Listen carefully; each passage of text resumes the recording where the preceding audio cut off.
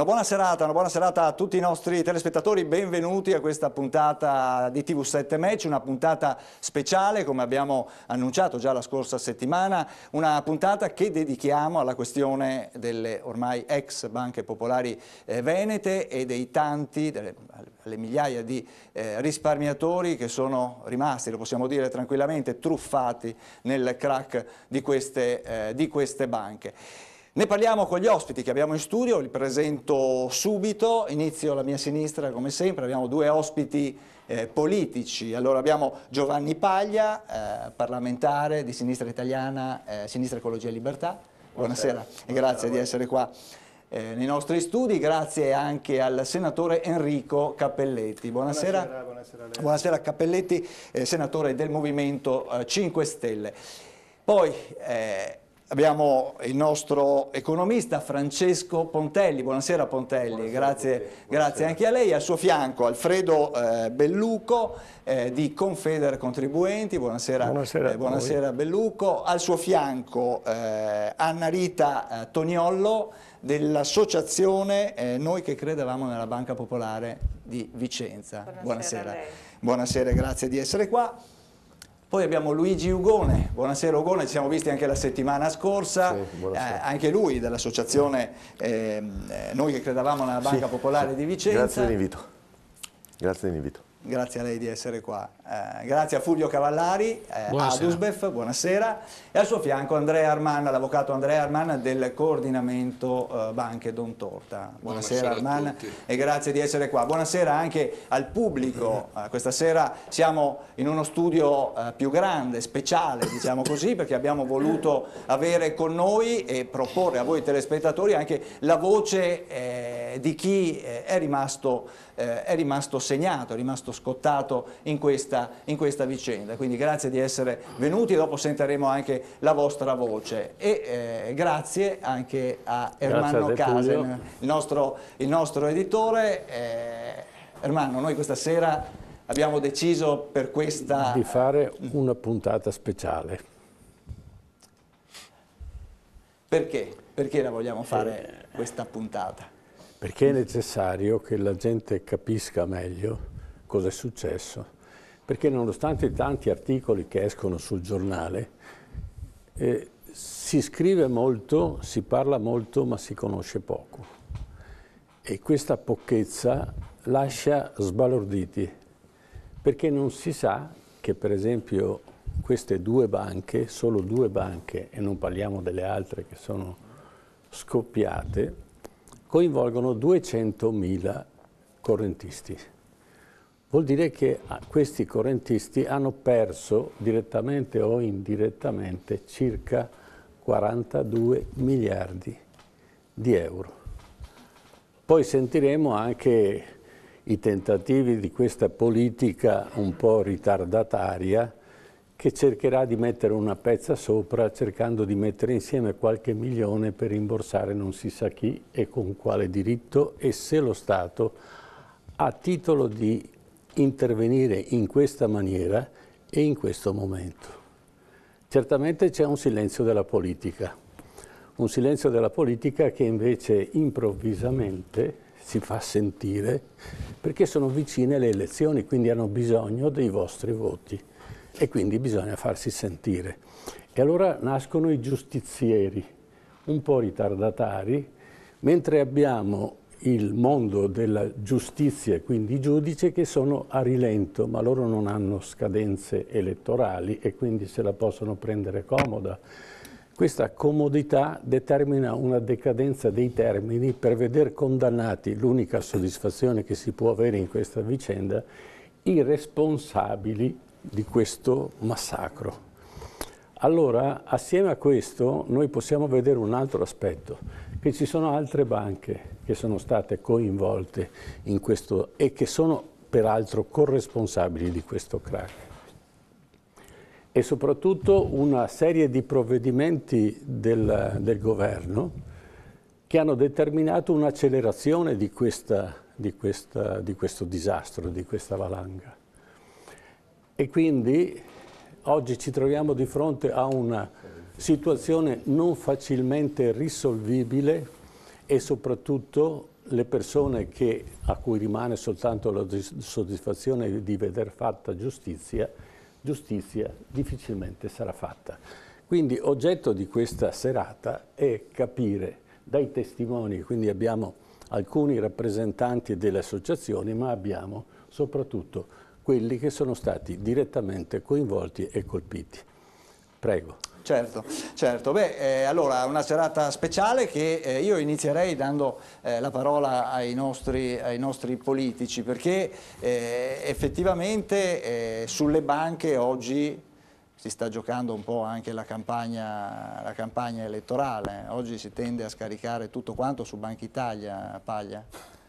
Sì, no, io, tanto di nuovo buonasera a tutti, io sono abbastanza, come dire, incredulo anche rispetto alla sceneggiata a cui abbiamo assistito ieri in commissione banche, in cui...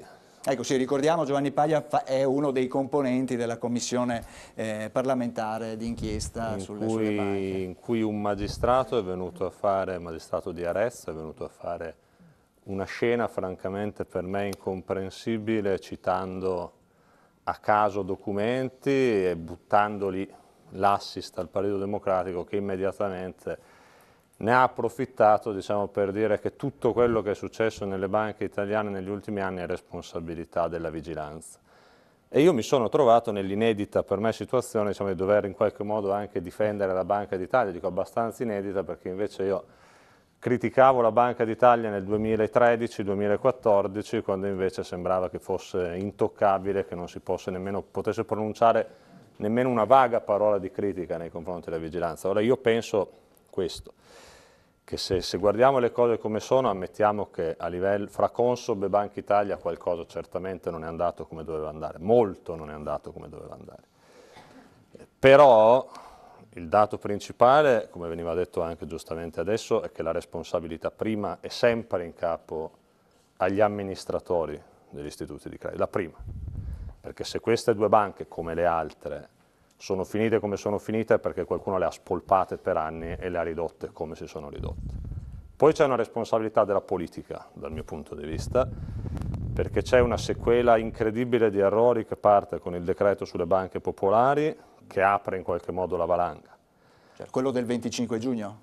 No, quello che obbliga le banche popolari a trasformarsi in SPA, sì. perché tutti sapevano che le banche popolari italiane avevano delle grandi difficoltà, quindi dovevano essere accompagnate verso un percorso di cambiamento, ma tutti sapevano che se tu prendevi una popolare e la obbligavi improvvisamente a trasformarsi in SPA, il primo effetto sarebbe stato necessariamente il crollo del valore delle azioni, immediatamente, perché tolto lo scudo del voto capitario, messe nel mercato, quelle azioni prendevano il valore reale che avevano e che quelle azioni fossero sopravvalutate era il segreto di Pulcinella. Quindi tu con quel decreto hai attivato la valanga. Poi con il decreto su Etruria e le altre tre hai innescato un meccanismo di sfiducia devastante nel Paese, devastante, che ha ammazzato quelle quattro, ma ha anche cominciato a far arrivare la fuga dei depositi nelle altre.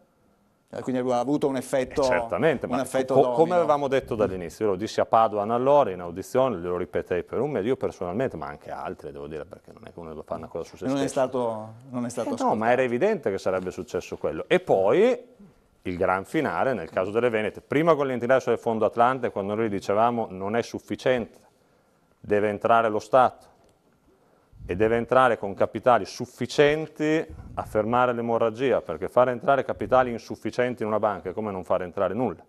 Quindi tu li hai azzerato le azioni, hai fatto, vabbè, qui la conoscete molto bene, certo. Credo, la vicenda, hai fatto perdere ulteriore denaro a decine di migliaia di persone, hai di fatto azzerato i due istituti e un anno dopo l'hai dovuto completare l'opera regalandole a Banca Intesa. Queste sono responsabilità politiche, uno non può provare a scaricarle su qualcun altro perché non può in questo paese passare il principio che mi obbliga la Banca d'Italia, mi obbliga l'Europa, nessuno obbliga nessuno. Ci sono dei vincoli, ma anche i vincoli vanno, se la politica ha un po' di forza e di dignità, interpretati. Cioè, se l'Europa ti obbliga a fare cose che è evidente che ti porteranno al collasso, tu hai il dovere di andare e dire no. Certo, no, adesso, perché non me lo posso permettere. Adesso andremo poi nel corso della puntata a sviscerare anche i vari aspetti.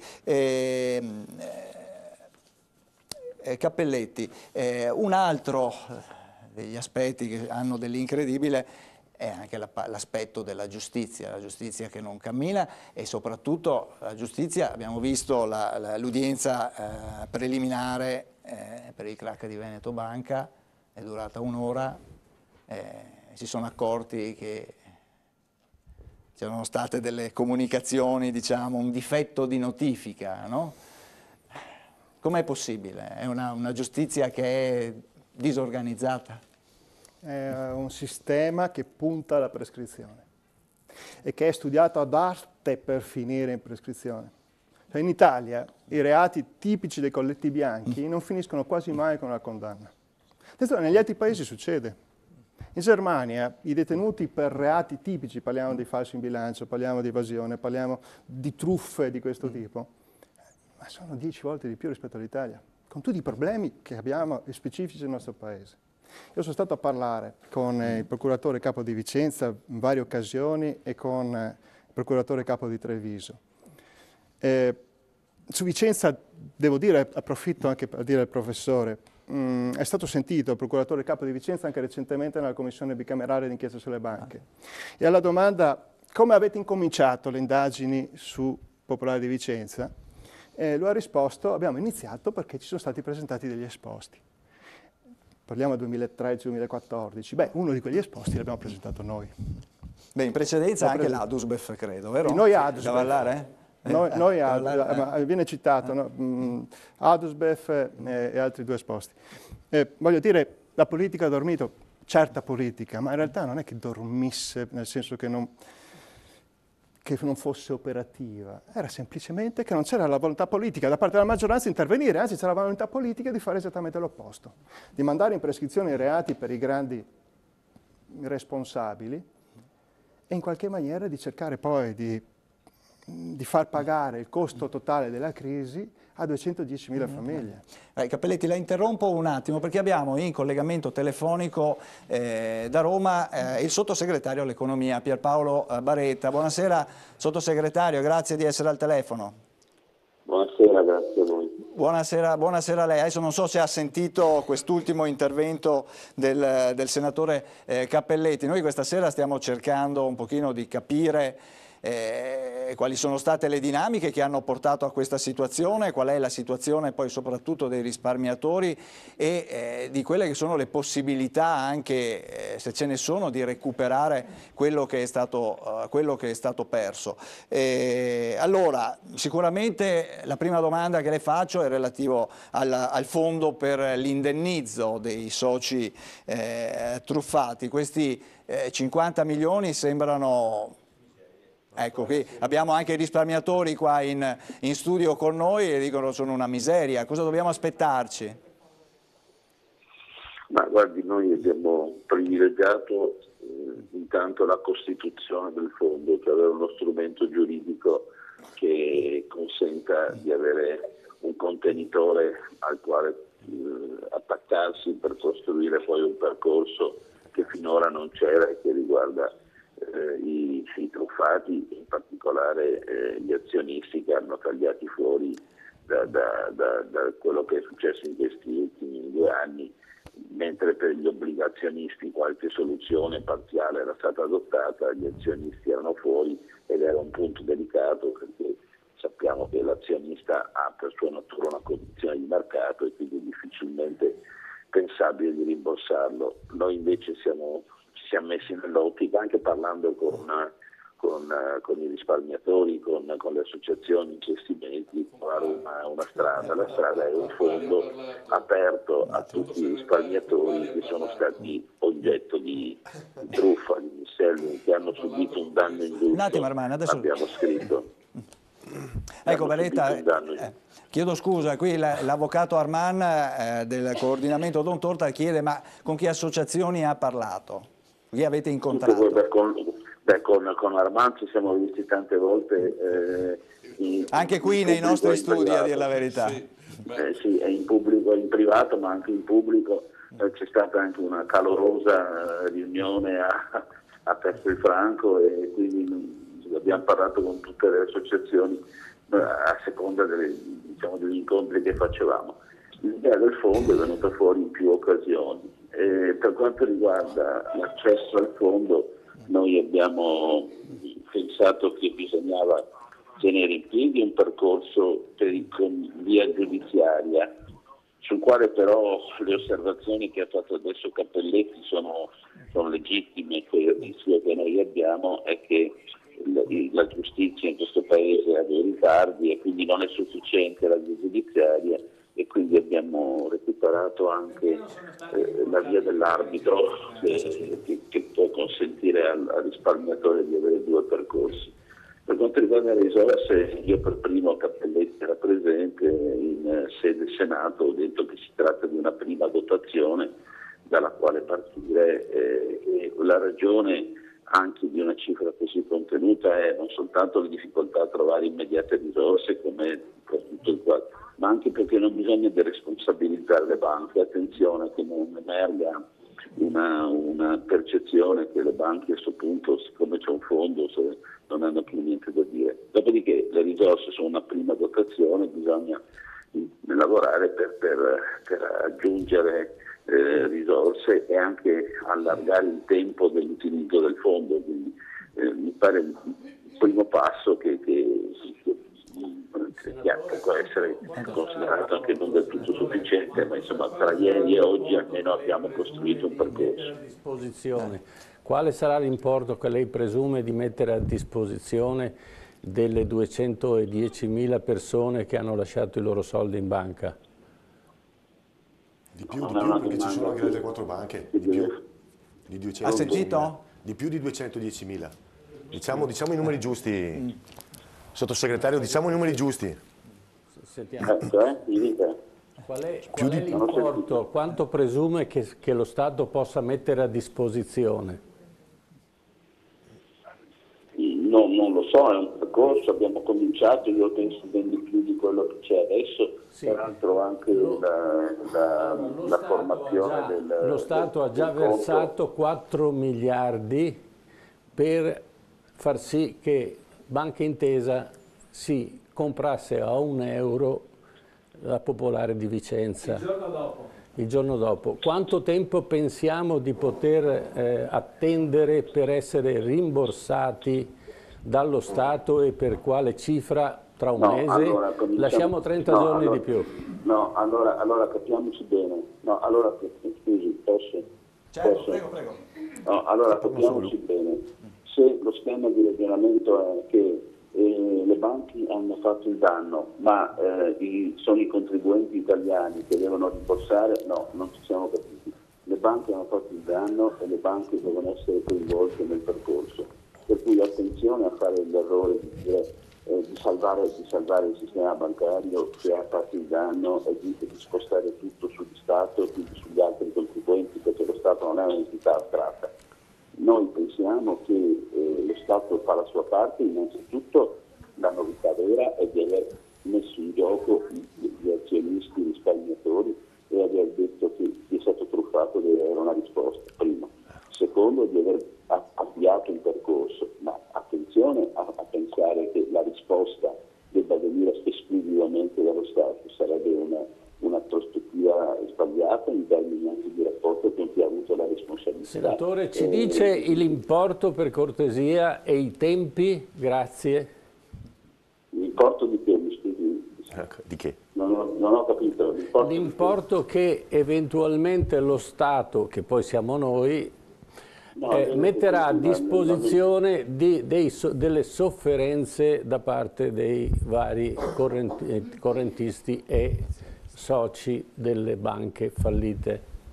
I tempi e gli importi. Forse non mi sono spiegato o forse non mi sono spiegato. La domanda è perché appunto lei non riusciamo a capire noi. No, la domanda è che la risposta è altrettanto precisa. Non è sbagliato chiedere allo Stato che sia lo Stato a rimborsare, ma noi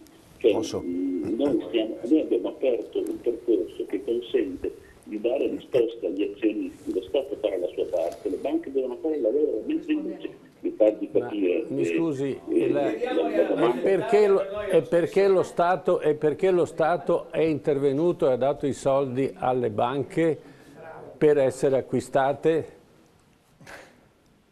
Guardi che, come lei sa bene, non abbiamo dato i soldi alle banche, abbiamo evitato che quella mattina chiudessero gli sportelli. Sostanzialmente Banca Intesa se ne agevola per 4 miliardi. Lei sa benissimo cosa sarebbe successo in Veneto quella mattina se avessimo permesso, se avessimo accettato o consentito Senta, sottosegretario, Sarebbe successo? sottosegretario, senta una cosa. Sarebbe intervenuto il fondo interbancario di tutela e di garanzia. E quegli 11 miliardi li avrebbero pagati le banche nazionali, le banche del nostro paese, e non i 210.000 risparmiatori truffati che non possono più aggredire per il capitale delle banche perché avete protetto Banca Intesa dalle richieste di risarcimento da parte dei risparmiatori truffati. È questo il dramma che stanno vivendo queste persone. Senta, non è così. sottosegretario, senta. Forse siete stati assenti per troppo tempo nella nostra storia. Vi siete presentati dopo 2 anni e quando vi siete presentati non eravate al corrente di quello che era successo e adesso cercate acqua perché siete in campagna elettorale. A noi non sta bene, vogliamo persone oneste in Italia. E la politica non ha vigilato. No, La Banca d'Italia non ha vigilato, la Consob neanche. E voi cosa state lì a fare, politici? Scusi, posso parlare col conduttore? Certo, prego, Posso parlare col conduttore? Prego, Mi Baretta. sente? Sì, No, prego. allora guardi, facciamo così, siccome gestire la trasmissione in questo modo è impossibile, perché è evidente che io sono disponibile quando vogliamo, vengo in studio con loro, ma non così, perché così Certo. non c'è un'interlocuzione adeguata. Siccome con i signori che sono lì abbiamo avuto modo di incontrarci più volte e io non mi sono mai sottratto al confronto, sono pronto a rifarlo però in condizioni dove si possa discutere, perché francamente credo riconosciate che non è semplice, insomma, un po' si sente, un po' non si sente. Senatore, ci dia la disponibilità. Se si trasforma invece sì. Ci dia la disponibilità per la prossima settimana quando lei vuole. Faremo una trasmissione solo per questo. Benissimo. Volentieri. Anche perché Vice Ministro, dovresti dare un po' di più chiarezza sulla questione degli NPL, che non ha capito niente nessuno di quello che dici. Cambi orientamento almeno una volta alla settimana. Non si è capito esattamente. Solo Belluco. Belluco di Confede Contribuenti. Lo sentirete, però ci vuole un po' di rispetto, perché noi siamo... No, rispetto non è vero. Io leggo quello che dici sui giornali e sui giornali non si capisce niente e la versione non è sempre quella. Cioè devi dire una versione univoca, che la gente sappia quello che hai detto. Sì, va benissimo, mi fa piacere, è bene che si sappia, perché siccome la versione è quella e comunque siccome questa trasmissione non è in grado di gestire questa comunicazione, io sono a disposizione ad andare avanti anche adesso a discutere, ma non così, non è esaustiva, credo che anche il conduttore lo riconosca, perché Belluco come fa a dire una cosa così, che tra l'altro ogni settimana ci si vede praticamente ormai, no? Quindi è inutile che continuiamo a dire cose che ripetute e non provate. Abbiamo pieno c'è un'opinione chiara, più volte detta, se poi non è d'accordo è un altro discorso, ma insomma francamente vediamo di trovare una via d'uscita. La cosa che io insisto è con tutti i limiti e con tutti i problemi che abbiamo, tutti, ognuno dal suo punto di vista, stiamo cercando di trovare una via d'uscita. Allora, manteniamo pure le differenze di opinione, ma mettiamoci nell'ottica che stiamo costruendo qualcosa, perché se altrimenti noi restiamo sempre fermi per il fatto che è tutto sbagliato, guardate se facciamo fatica a dare una soluzione al problema. Quindi legittime le opinioni diverse, legittimi gli interessi diversi, ma qui si sta facendo dei passi in avanti rispetto a 6 mesi fa, rispetto a un anno fa, rispetto a anche soltanto a poche settimane fa. Questo è credo che allora per consiglio, preferisco, sono disponibile a continuare il confronto anche acceso, ma non buttiamo tutto via bambino e acqua sporca, perché non è conveniente nemmeno per per voi e per tutti noi. Insomma. Qui il Veneto soffre di una crisi drammatica su questa vicenda. Dobbiamo trovare la via di uscita, non sarà semplice, non sarà breve. Tutti i pezzi di tasselli che costringiamo devono andare in una certa direzione. Oggi abbiamo fatto un piccolo passo. Queste situazioni e Mi noi siamo sento, mi pensionati, dovete avere rispetto dei pensionati. non la sento. Non la sento. Non sento. Senza microfono non la sente. Si taglia una mano se vi voto ancora. No, scusa. Allora, senatore, siamo disponibili da lunedì stesso, in qualsiasi ora, fino a venerdì prossimo. Lei stabilisca lei quando e facciamo una trasmissione con la sua presenza, così ci spiega meglio. Così interlochiamo tutti e cerchiamo di capirci e di aiutarci. certo. Sì. Senta, Baretta, c'è Luigi Ugone che voleva farle un'ultima domanda. Volentieri. Prego Luigi. Sottosegretario, buonasera, mi sente? Buonasera, sì. Mi sente bene. Allora, giusto per fare un appunto, perché poi spero che verrò invitato la sera che lei sarà qua in studio e spero che non si darà malato come qualche altro suo collega ogni volta che mi vede.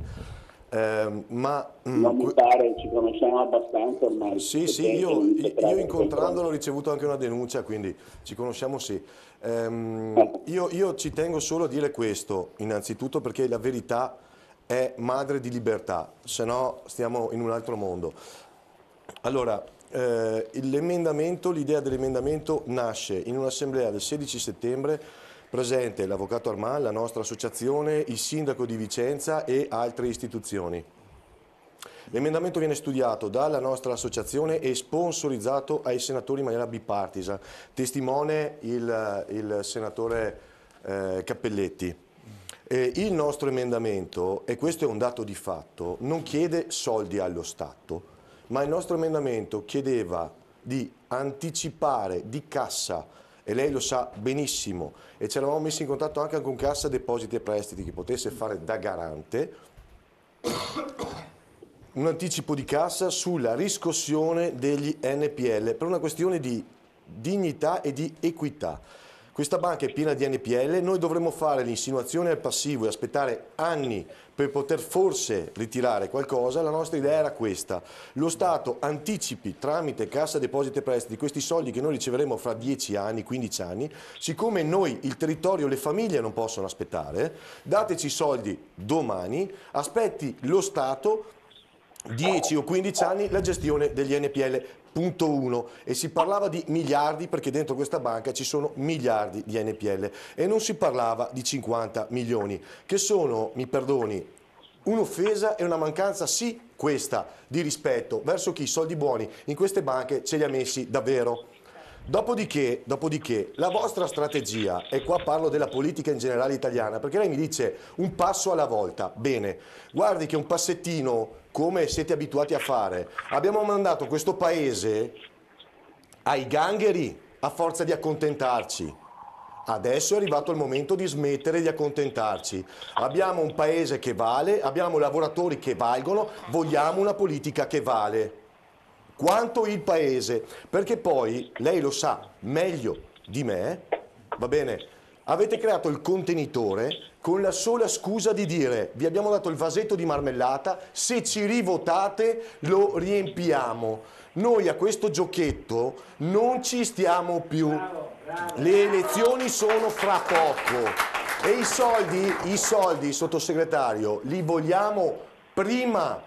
Per noi la guerra è cominciata 2 anni fa quando ci avete voi chiamato speculatori, voi, e adesso piangete lacrime di coccodrillo. Sottosegretario, io la aspetto in questo studio se avranno la grazia di invitarmi. Certo che sì, ci mancherebbe. Perché voglio finire questo discorso e farlo completo. Baretta, vuole replicare? Sì, allora in attesa di incontrarci. Primo, io personalmente, come lei sa bene, non ho mai usato il termine speculatori, ho sempre usato il termine risparmiatori, e quindi quando parla con me utilizzi il dialogo con me e non generalizzi, perché altrimenti non ci capiremo mai. Secondo, io ho ben presente il vostro emendamento, quello a cui lei si faceva riferimento, perché l'abbiamo letto, l'abbiamo discusso, l'abbiamo analizzato tutti quanti, e noi abbiamo scelto una strada che non c'entra niente, guardi, non facciamo banali propagande politiche a quest'ora, che non è il caso in questa materia, non c'entra niente il voto eccetera. Noi abbiamo scelto una strada che costruisce un fondo sul quale è possibile accelerare, non rallentare i percorsi, perché come lei ha ricordato, ed è il suo cavallo di battaglia, voi non potete fare solo destinazioni. In questo caso invece cosa possiamo fare in questo caso? L'abbiamo perso. È caduto? È caduto. La Telecom l'ha censurato. Come si dice? perché di questo dobbiamo discutere anche Eccolo qua. 200.000 sulla base di quali priorità, perché lei cosa chiede? Che venga anticipato all'azionista o all'azionista truffato? No, aspetti, è bravo. La ringrazio per la domanda. Guardi, sottosegretario, lei mi invita a nozze, allora, sì, lo so, ma guardi, sottosegretario, lei sa benissimo qual è la vicenda di Popolare, Veneto Banca e delle 4 banche. Lei parla ancora di azionisti, io parlo di risparmiatori e di soci delle 2 banche, perché guardi che non c'è nessun azionista che è entrato nel capitale di queste banche se non Atlante. Ci sono solo soci risparmiatori, mi perdoni, e questa è una differenza sostanziale che conosce sia il mercato, se lei non mi fa parlare, allora, guardi, sottosegretario, mi ha fatto lei la domanda, non posso risponderle. Lei mi fa la domanda e io non posso rispondere? Mi taccio, prego. Certo che sto rispondere, basta che non mi attribuisca cose diverse da quelle che ho detto. Io per azionisti intendo i soci e i risparmiatori. Allora? Di questo stiamo parlando. Di cosa stiamo parlando? Stiamo parlando del fatto che noi chiedevamo un anticipo di cassa per tutti quelli che avrebbero fatto l'insinuazione al passivo, quindi c'era un commissario che diceva chi aveva diritto e chi no in tempi brevissimi, ok? E a questi soci sarebbero stati restituiti i soldi. Era un'idea intelligente e invece è stato partorito un topolino al quale noi abborriamo per 2 motivi.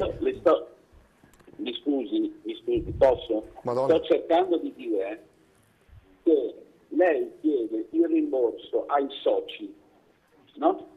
Io le dico che noi possiamo accedere come Stato a un ragionamento ai soci truffati, non ai soci a prescindere, perché è un problema diverso. Sottosegretario, allora, mi perdoni, sottosegretario, mi perdoni perché guardi lei mi perdoni perché lei continua a far finta di nulla. Mi dica, quando c'è l'aggiotaggio, lei sa cos'è l'aggiotaggio, vero? Lei sa cos'è l'aggiotaggio, sottosegretario? Quando c'è aggiotaggio, vittime lo sono tutti, a prescindere, perché è nell'oggetto del reato. Quindi ci stiamo prendendo in giro un'altra volta?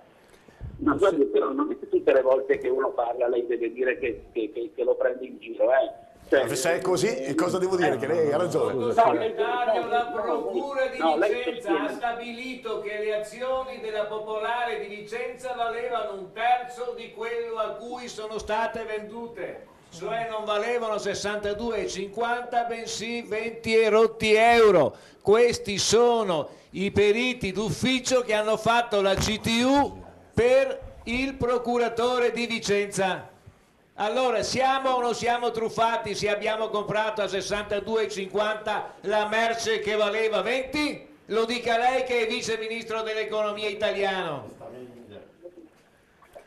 Possiamo, allora, io propongo questo perché, mi scusi senatore, mi ascolti un attimo. Un dialogo in questa forma è difficile per lei ed è difficile per noi e anche per i telespettatori che stanno a casa. Per cui questo confronto lo spostiamo al prossimo incontro e quindi inviteremo le stesse persone e lei avrà modo più confacente di spiegare alle persone qual è il suo progetto e eventualmente rispondere alle domande. Se lei mi consente, direi che questa è la soluzione migliore, perché sennò prendiamo 1000 rivoli e non arriviamo alla sostanza. Prego. Sono d'accordo. Va bene, allora ci diamo appuntamento. Ci sentiamo nei prossimi giorni e concordiamo sicuramente. Allora, grazie a Pierpaolo Baretta per la disponibilità, sottosegretario all'economia. Allora, allora ci aggiorneremo nei prossimi giorni, vi riconvocheremo per questo incontro con... Ma non finisce qua. Però, però, professore, già che siamo qua, non sarebbe giusto che a quelli che sono a casa far sapere la storia da chi la sta vivendo da 30 mesi? Certo. E allora, abbiamo invitato apposta perché ciascuno possa testimoniare quello che... E allora qualcosina mi sono preparata, adesso. non tutto, allora, qualcosa mi sono preparata. Cominci lei a spiegare cosa è successo da 30 mesi. Allora quale senta, vicenda hanno subito i correntisti e i soci della... Allora, senta, io ho preparato qualcosa, però ormai non sono più neanche capace a leggere, perché la tensione è tanta. Ti cambiano le storie dalla sera alla mattina, ma penso di spiegare alla gente che è a casa la nostra storia. Come diceva il nostro presidente Luigi Ugone, da 30 mesi noi siamo qua che soffriamo, perché abbiamo visto i nostri risparmi di una vita soffiati dalla sera alla mattina. Tutto, io precisamente tutto. Allora voglio dire a tutti quelli che conosco e che non mi conoscono e che sono nella mia stessa condizione, che abbiamo visto tante di quelle cose. I nostri politici per 2 anni sono stati assenti. Non ci sono mai stati in nessuna storia. Siamo stati noi che siamo andati in cerca. Quando sono venuti, naturalmente le storie non le sapevano, erano disinformati. E io volevo leggerle qualcosa. Dopo 30 mesi siamo qui con questo calvario, ma soprattutto c'è da ribadire a chi ci governa: per tanto tempo sono stati assenti, da 7-8 mesi sono qui tutti, sanno tutto. Dico a queste persone che ci prendono in giro fino in fondo, prima con il salvabanche, poi con il decreto di giugno, votando un decreto che non ci dà l'opportunità di poterci difendere. Ma queste persone, le chiamo persone perché non saprei neanche come definirle, ma queste persone non dovrebbero essere dalla nostra parte. C'è scritto anche nella Costituzione. A quanto mi risulta, invece, sono dalla parte dei banchieri e dalla parte di truffatori, coi guanti bianchi, senza sapere il danno psicologico e morale che ci hanno fatto. Hanno instaurato i controlli, la Banca d'Italia, la Consom, che ha fatto i controlli alla callona, secondo il mio punto di vista, o mai fatti per modo di dire. Poi hanno creato la commissione d'inchiesta che ci costa 150 milioni. Voglio vedere cosa viene fuori da questa commissione. Io penso poco. Con il mio modo di vedere e di pensare positivo, che mi ha sempre contraddistinta nella vita, ho cominciato a cambiare idea, perché forse le do ragione a Piero Angela che questo è un paese morto.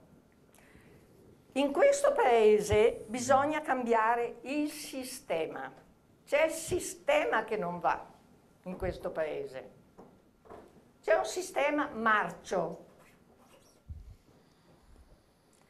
Noi comunque, risparmiatori della Popolare di Vicenza, ma parlo di tutto il Veneto e anche degli altri, siamo in una condizione, ho visto anche ieri sera un risparmiatore, siamo nella totale disperazione, nel senso che vedi gli altri che ti cambiano le carte in tavola dalla sera alla mattina. Un giorno ti dicono una cosa, il giorno dopo ne dicono un'altra, fanno finta di non capire, ma noi abbiamo la nostra dignità e pretendiamo rispetto da queste persone che sono stati dei truffatori. Però dico che questa situazione è difficile perché è troppo ingarbugliata, ma soprattutto ci vuole una volontà politica per risolvere questa situazione, se no non si va da nessuna parte. E la volontà politica la misuriamo strada facendo, perché al momento non c'è ancora. Non hanno ancora capito quei personaggi lì, in che stato siamo. La nostra banca era una banca cooperativa, tanto che Barretta pensa ancora che siamo dei soci e via. Non è stata quotata in borsa la nostra banca. Sì che era una banca cooperativa, eravamo dei risparmiatori che mano a mano mettevamo da parte dei risparmi e mettevamo lì per il nostro futuro. Questi ti hanno fatto cambiare la vita, ti fanno ammalare queste persone. Perché noi abbiamo bisogno di persone serie in Italia, non dei 4 cialtroni che abbiamo. Ma soprattutto che prendano la responsabilità che hanno. Questi chiacchierano tanto e sono poco operativi. Sono operativi dove le fa comodo. Dove le fa comodo sono operativi. Sono operativi nel senso sbagliato. L'abbiamo sentito qualche minuto fa, è molto operativo. Operativo nel senso sbagliato, comunque, bisogna che ce lo diciamo. Certo. Comunque io la ringrazio, professore, di avermi ascoltata, perché tante volte è anche uno sfogo, ma i va bene, nostri perché telespettatori. Qua stiamo anche dando di testa a forza di andare avanti in questa storia, che ci sembra di essere di burattini che muovono come le fa comodo. Certo. Pontelli, cosa possiamo dire? Allora, questo fondo come lo alimentiamo? Ma il fondo, se non ricordo male, stanzia 238 euro per ogni risparmiatore truffato. 2 anni. 50 milioni. In 2 anni. Sì, sia chiaro, nei 2 anni, quindi sono 126 euro all'anno per ristorare i truffati. Allora diciamo una cosa, la situazione è di una complessità tale, al di là di quello che si vuole far credere, perché è molto complessa e nasce, perché bisogna ricordarlo, lo ricordo ai politici che si svegliano adesso, che il problema è un problema europeo ed è il problema dal passare dal bail-out al bail-in. Tutto nasce da là. Per quale motivo? Gli stati, perché per quanto noi si possa credere che Baretta magari lui è l'ultima ruota del carro, ma comunque esiste un problema dei debiti, esiste un problema delle banche che hanno comprato i debiti dello Stato, di conseguenza è inevitabile che la parte sana del risparmio sia quello privato. Del resto Tremonti, che se lo ricorda, quando andava in Europa diceva guardate che se noi abbiamo tanto debito, ma abbiamo il risparmio privato che è 2 volte il debito pubblico, perché è circa 4.100 miliardi il risparmio privato. Adesso il debito è cresciuto a 2.300, allora era 1.900, 1.800, è oltre 2 volte il debito pubblico. Quindi già allora si cominciava a guardare verso il risparmio privato, se non altro usato a garanzia, quando per garanzia lo Stato avrebbe dovuto inserire Cassa Depositi e Prestiti. Un punto. Noi abbiamo votato loro hanno votato, i parlamentari europei hanno votato il bail-in, senza sapere cosa fosse, senza sapere che conseguenze avesse per i correntisti, e ancora adesso si svegliano che ma forse bisogna vedere, cominciare a capire, cambiare le procedure, quando hanno votato una cosa per i quali, e lo dico apertamente, c'era anche l'ex sindaco di Padova, visto che siamo a Padova, lo hanno votato, ma questi sono degli analfabeti economici che votano qualsiasi cosa gli passi sotto. Primo punto. Che vogliono mandare a scuola noi. Esatto. Secondo punto. Guardate che Baretta non ha detto una cosa sbagliata. Quando lui dice lasciamo perdere, voi siete i truffati, punto. Perché Baretta all'inizio diceva bisogna vedere la nonna, quella persona anziana che non sapeva truffato. Uno o è truffato, indipendente che sia laureato o meno, o non lo è. Però lui dice anche una cosa corretta. Non si può pensare, data la legislazione attuale, che lo Stato rifonda. Perché se questo succede, ma questo sarebbe giusto se non avesse comprato Monte dei Paschi di Siena, perché non dimentichiamoci che in un altro contesto lo Stato, che adesso ha il 70% del Monte dei Paschi di Siena, che perde 100 milioni a trimestre, ma che comunque è costata 7 miliardi. Per cui 2 pesi, 2 misure. Allora è evidente che adesso il teatrino che vede da una parte contrapposti, perché io sono venuto qui in auto prima, sentivo Renzi che diceva: avete visto che il PD non c'entrava niente con Banca Etruria, con Monte dei Paschi di Siena, era colpa della vigilanza. Cosa succede? Giustamente ha detto il senatore prima, se abbiamo avuto un PM, signori, stiamo parlando di un pubblico ministero, un magistrato, un pubblico ufficiale che in una commissione pubblica, una commissione parlamentare va a dire che gli era stato proposto la fusione tra Banca Etruria e Banca Popolare di Vicenza, quando Banca d'Italia, che dovrebbe essere l'eccellenza dall'altra parte, dice esattamente il contrario. Ora due sono le cose: o arresti uno o arresti l'altro, non ci sono, perché o per diffamazione perlomeno. Invece da noi tutto passa, tutto va tranquillo. Tornando al discorso della Banca Popolare di Vicenza, adesso cosa si fa? 50 milioni sono una cifra irrisoria. E Baretta, lui dice: noi non possiamo metterci i soldi, perché noi andremo, io posso capire che l'Unione Europea può essere vista come un nemico, ma se l'Unione Europea ha votato il bail-in non c'è nulla da fare. Noi non possiamo dire no al bail-in, perché l'abbiamo votato noi, siamo stati noi gli stupidi, non abbiamo fatto niente io mi ricordo che sul bail-in, tanto poi concludo, lo scrissi a marzo 2015 sul Gazzettino, c'erano i dirigenti delle banche e i sindacalisti che dicevano: ma sei cretino, ma cosa hai pensato, ma cosa ti sei sognato, dove l'hai letto? A novembre del 2015, quando il bail-in venne fuori nella sua interezza, madonna, ma sono impazziti. Questa è la realtà, noi stiamo guardando alla garanzia perlomeno che il risparmio privato possa essere utilizzato sia dagli stati ma soprattutto dalle banche a garanzia dei propri debiti, perché non cresciamo economicamente. Bene, dobbiamo fare un break pubblicitario, abbiate pazienza, ma abbiamo un appuntamento fisso anche con la pubblicità, ma torniamo subito, torneremo a parlare di Banca Popolare di Vicenza, di Veneto Banca e dei risparmiatori e li sentiremo ancora qui in studio, tra poco.